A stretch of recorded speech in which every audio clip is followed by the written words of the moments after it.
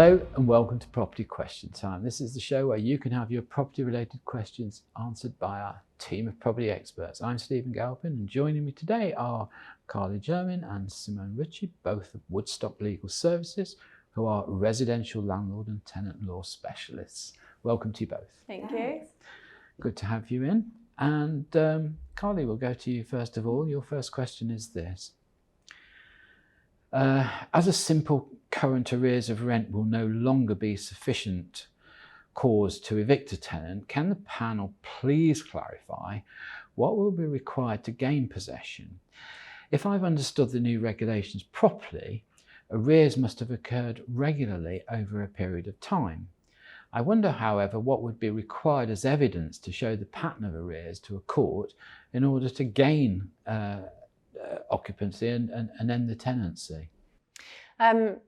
It's not as bad as that, actually, and they are retaining the ground 8, which is the 2 months rent arrears. So if at the date the notice is served and at the date of the hearing they're in 2 months notice, that is staying as a mandatory ground. What they're actually doing is introducing an extra ground. So this is a little bit of a win for landlords. What we've tended to see is that people dip below that 2 month threshold by the time you get to a hearing, and then you're relying on a judge's discretion that there are some rent arrears. And what they brought in is an additional ground to combat that, where if you can evidence that there's been, I think off the top of my head, it's 3 times in 3 years that they've fallen below that threshold. Persistent rent arrears, basically. And you can say, look, and you can demonstrate the history of the rent arrears and say, look, there, and there, they dip below 2 months. I need my order, even if at that day of the court hearing they've managed to bring it just below, which happens so regularly. So that's a little bit of a win for landlords. And actually, what a landlord needs to do is produce their rent statement. So, the systems and processes they have are very important, that you can produce a reliable rent statement. And if a tenant comes and says, actually, I did make that payment that you're not showing, the onus will be on them to prove and provide evidence of the payment, so bank transfers, that sort of thing. And it does sometimes, it's quite rare that you have cases that normally they're quite black and white as to whether the rent's been paid. Quite often what you'll have is a counterclaim, which may reduce, and they may say, for example, I didn't pay the rent that month because there was an issue with the heating, or something like that. And that's when they can get a little bit messy. But no, they're not getting rid of the mandatory ground, and they are introducing that new ground, which I think will be helpful on quite a lot of occasions for landlords. Well, yes, I think that's right. I mean, I do sometimes sympathise with the judges when they have to make these decisions. And a 2 month span of rent arrears is not really enough to get the feeling of a pattern of performance, is it? No. So no, yeah. I think that should work quite well. Do you see the courts clogging up with this sort of thing under the new regs? Clogging? I think the courts are already clogged. And I think that's, the biggest concern with the rental reforms is removing Section 21s. And Section 21s have not been fit for purpose for a very long time. You have a process to follow a Section 21, which is called the accelerated possession procedure, and it is not accelerated, and it hasn't been for a very, very long time. So that's been slow, and that's just a case of getting the paperwork through. You don't even have a court hearing.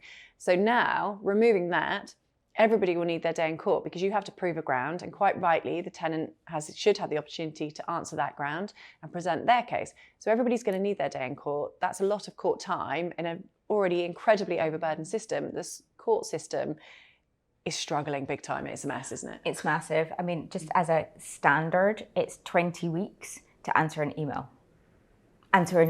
Yeah. And I remember I look back, 5 years ago, I used to think it was shocking that it was 10 days to answer an email, because you used to go to a court desk, didn't you? Yeah, you'd be able to issue a claim, they've all been shut. Yeah. You'd be able to get through on the telephone. Some of the courts, and it varies, some are worse than others, but some of them it's horrendous, isn't it? And that is one of the biggest concerns. And there's like a lack of joined up thinking as well, because it'll be things like, if you wanted to streamline the process, do electronic disclosure, do electronic bundles so that everybody can see it and don't print it all out. But the court at the moment still insists for possession hearings that it's paper bundles. I'm like, how is this? It's just not okay. Isn't that because if you are a litigant in person or a defendant in person, you're not going to be able to produce electronic bundles, are you? No, because it would normally be incumbent on the claimant. So it would, more often than not, it would be the landlord that would then prepare the bundles. And then if there was a problem and they couldn't look at, bearing in mind, the whole point is that it's a centralised system, so that the court looks at it, the judge looks at it, everybody looks at it, so they're all looking at the same bit, everything that's to hand. if there was any issues, you would then send to paper bundles. But if we made the default position, which is what we have in basically every other facet of the county court system, that it's electronic, why can't we do it in residential possession? Seems archaic. Just, I echo what Simone says, and the system is archaic, and they're not using technology enough. The training, the systems, everything, it really needs, they've got huge leaps, and they are promising investment as part of the reforms, but the amount that is needed is, it's no easy task. Well, I just come back to a point that we've talked of before, which is I'm not always sure that those adjudicating on these matches are that up to speed with what's going on, and it's only going to get worse. They will need, they will need training, and there will be needs to be clear guidelines on how they apply the new law, the grounds. There's a massive recruitment problem with the judiciary as well, because a lot of judges are retiring, and there aren't as many new judges coming in, and there's different ways in order to become a judge, and with your full-time or part-time, and then you have to give up your law practice if you're going to be a full-time judge, and then the amount of work that they're doing versus the pay, it's like the nursing, the teaching, everybody, there's a lot of issues with that at the moment, and so that and their budgets have been stripped to the bone for the last 20 years, but it's never really been publicised. It's an absolute mess. And it's not through their fault as in individuals at the court, but it's the whole system is completely broken. And it's been severely underfunded for such a long time. So there's no money, there's no staff. And it just creates all this backlog. And then everybody else, Joe Blogs in the street, then bears the brunt of it and the impact of it. Look, you're both lawyers, so you both know what you're doing. The sympathy I have is for people. I think we all know that in the property business you will come across rogue tenants just as you come across rogue landlords, and you will find people that try and abuse or play the system, circumvent the system. So I do understand that, but there is very little opportunity for those that can't afford a solicitor. There's nowhere really to go and ask, is there, in the courts these days? Housing, when it comes to housing, there are charities out there, and most courts have a duty solicitor, so the support is there for them. It's available. It's actually one of the key areas. It still does have it. I've had 16 years in court, and I've seen how busy a duty lawyer is, and how much time he's got for the 30, 40, 50 cases you've got in that morning. Yeah, and we'd like to see it. I mean, actually, when we've got somebody who's represented, it's easier because you can negotiate and you can say, look, what does your client need? Do they want to move? Sometimes they want to move, but they can't. They might have a concern about making themselves intentionally homeless, that sort of thing. So actually, when they're represented, we can have a sensible conversation, and that's sometimes easier. So I would like to see more support for them, because it generally makes it easier to resolve. Legal aid has been cut with regards to housing. It's incredibly difficult. Access to justice, I would say, in fact, no, I go as far as to say it's at an all-time low because the system is broken. I think I agree with you. Okay. Now, I have another question. Normally, I'd just address it to you, but because you're both of the same profession, I'm going to address it to you both and say this. There are many new regulations and obligations included in the new reform laws. Some contentious, some not so. What would the panel like to have seen included in the new legislation, being fair to both landlords and tenants? You can both have a go at that. Oh, I think there's about three for me, I think. I think I've mentioned it before, student accommodation. I think it's a massive oversight that they've not excluded private rented student accommodation, and they should be treating it the same, perhaps with some sort of licensing, I don't know. It's a bit of a taboo word, licensing for landlords, but with purpose-built student accommodation, that should all be treated as different sector. The fact that we're moving towards this periodic system, single periodic tenancy system, I was expecting and I was really hoping that tenants wouldn't be able to, and we may still see this change. We're still, very early on in this bill's journey, but to be able to give notice on day one to terminate the tenancy, when we're all talking about the whole purpose of this is stability, longer term tenancies. Well, why is that, same principle not been applied to protect landlords?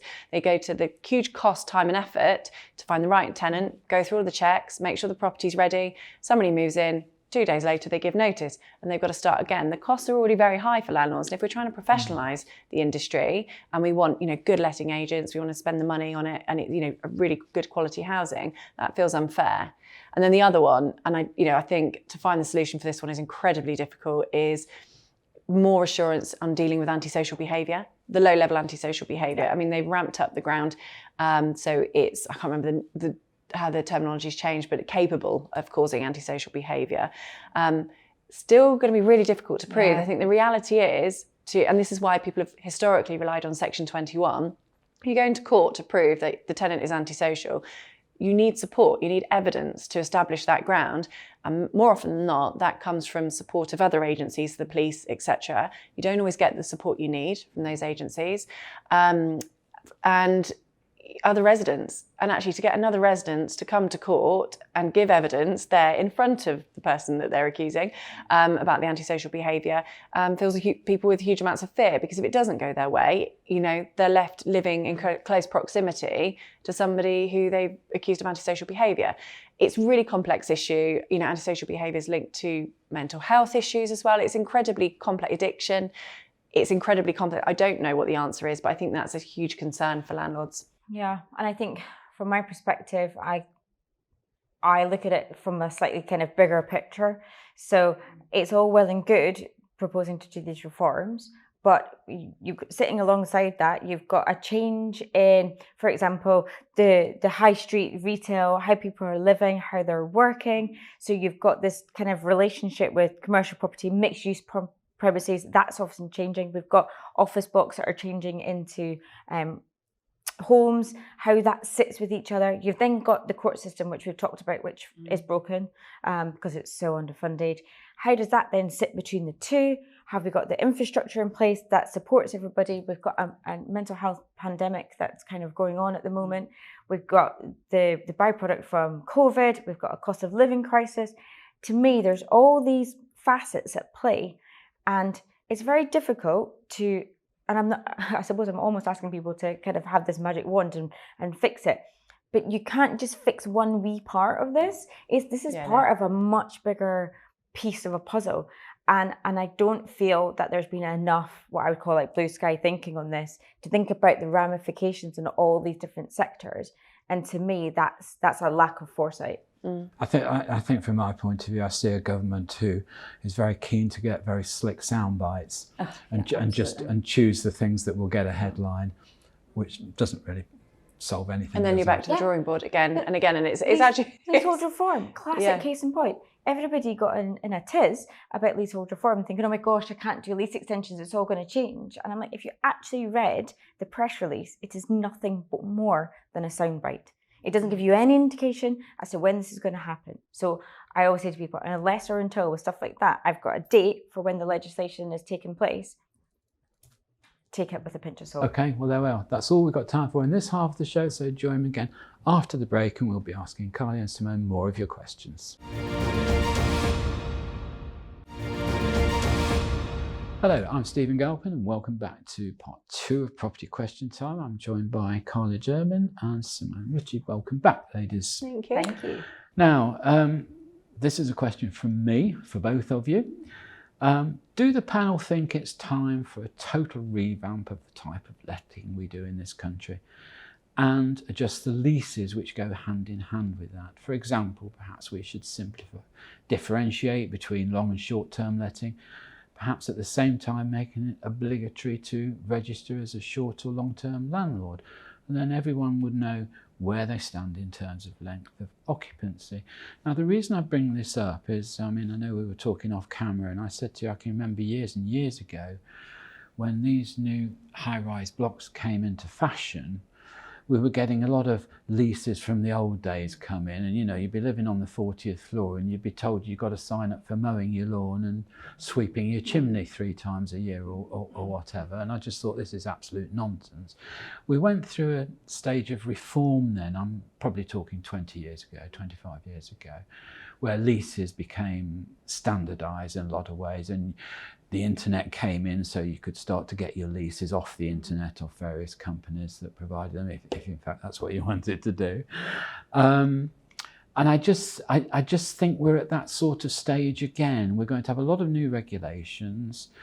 Attitudes to tenants and their qualifications for tenancies have changed. Software has come into letting agents very strongly and is not really reflected in the leases. I'm forever going on about, to freeholders, when you have tenant inductions, if you want to run a good ship, then make sure that your people, your concierge, do an induction course for new tenants, make the agent confirm that they've made the prospective tenant aware of the head lease terms or at least the salient points. Yeah. And I just think we're in a whole new ball game. So I just really want to ask you both, what do you think? I personally would love to see more of like the Scandi approach, whereby, and I suppose it's almost like the commercial property approach, whereby you might get a lease for 25, 30, 50 years. And then you as a family, you're settled in. It's almost like a mini long leasehold interest that you can then assign to the next family if you then want to move on. But it gives everybody a bit more security and a bit more kind of clarity as to what's going on. And I think people would be more invested in the property. But it's like a halfway house between buying a property, which many people can't afford because they're costed out of it.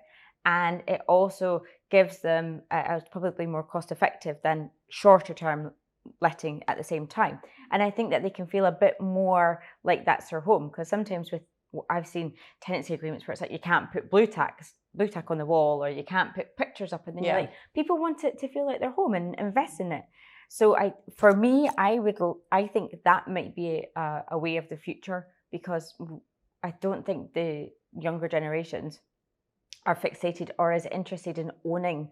They want to have that element of generation rent, but not at the astronomical prices that we're currently seeing. Well, the European model is to rent, isn't it? I mean, you say to somebody in Belgium or Germany, I'm buying an apartment. I say, what on earth for? Yeah, exactly. Christ, they don't understand why you would voluntarily put that mill arrangement. But I think the shame is that whilst we're adopting that sort of proposition now in this country, we've left Europe, haven't we?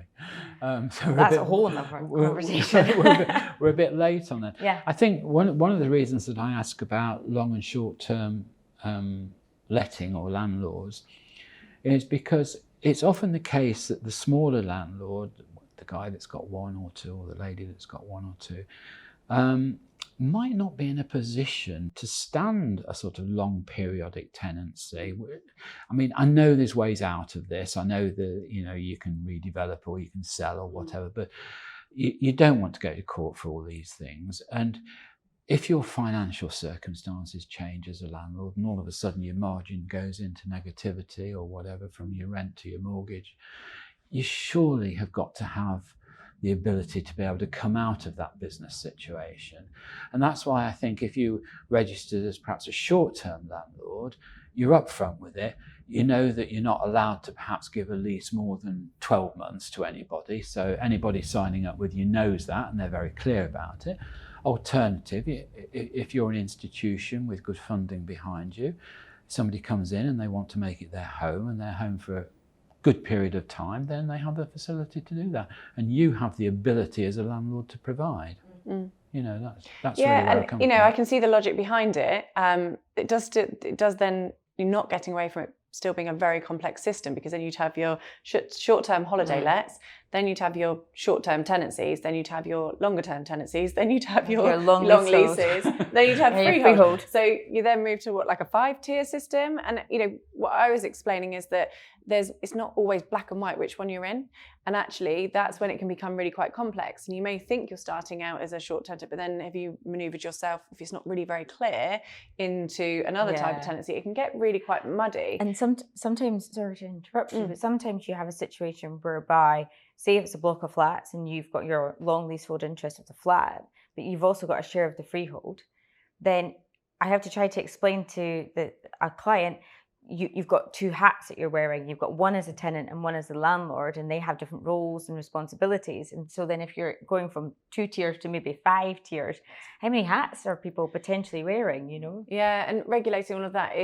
it's complex. You've seen how difficult it is just to regulate the change from assured short hold tenancies, all of these reforms. So Yeah, I think that's it. I can see the logic in it. And there's been lots of discussion about actually, with the longer term tenancies, giving tenants a bit more responsibility to do with the upkeep of the property and releasing landlords a little bit from that. Say, fine, if you want a longer term tenancy, if you want to be there for 5, 6+ years, then it will be your responsibility to do X, Y, Z.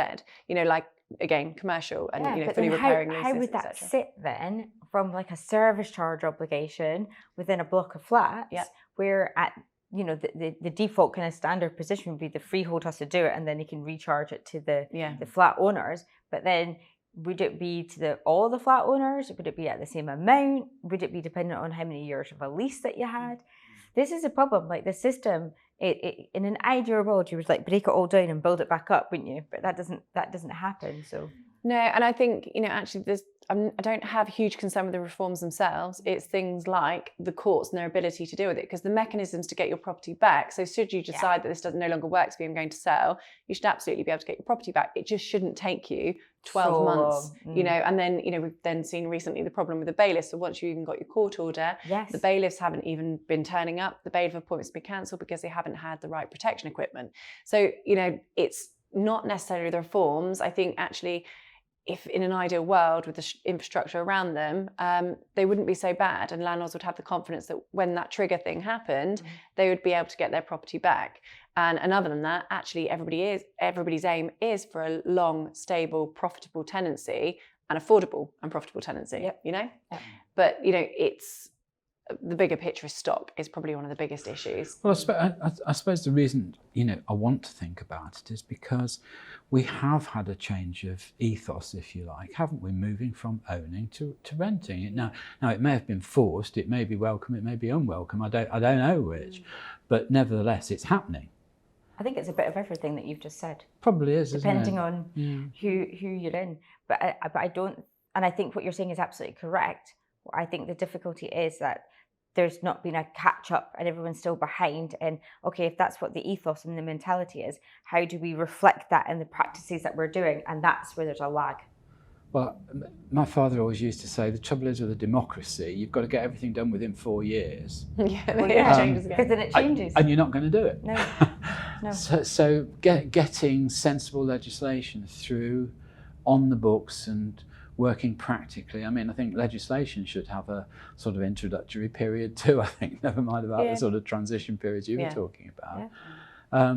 Because it's so fundamental to people's lives, isn't it? Absolutely. It's, one thing you do always have to remember, and I always say this to my landlord clients, is you are talking about people's homes, and that's why it's, people feel very passionately about it. It's very emotional. Yeah, and I try and get landlords to detach from, this is an asset and an investment, and that's somebody else's home. And I think when they make that transition and think that way, they do understand things. It's easier to take it on the chin when it's a little bit more difficult. I'd like to see a better dialogue between landlords and tenants, and going through like an arbitration process or a mediation to try and mediate problems, or even things like if rent arrears start coming in place, have that kind of proactive asset management, so to speak. By that I mean have those communications with the tenant, so a tenant can say to you, I'm really struggling at the moment, cost of living crisis is affecting everybody. But isn't that a sort of tier 1 function? Yeah. It doesn't even need to be. It doesn't need to be anyone's function. It needs to be a landlord and communication and a really good agent to, have their finger on the pulse and can sense when a tenant may be having trouble communicating.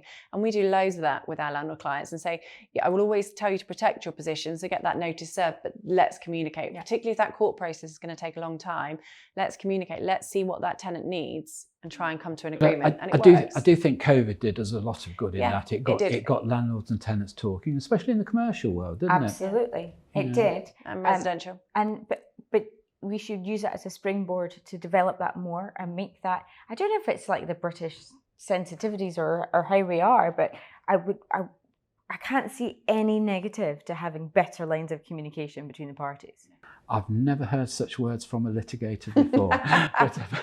but anyway, on that note, ladies, thank you very much for the show. You've given some amazing answers, and I'm sure you've been a great help to a lot of people. So thank you. Thanks. Carly Jermyn Simone Ritchie, thank you very much for coming in. Thank you. Very grateful. That's all we've got time for today. So thank you for watching. I'm Stephen Galpin. See you again next time.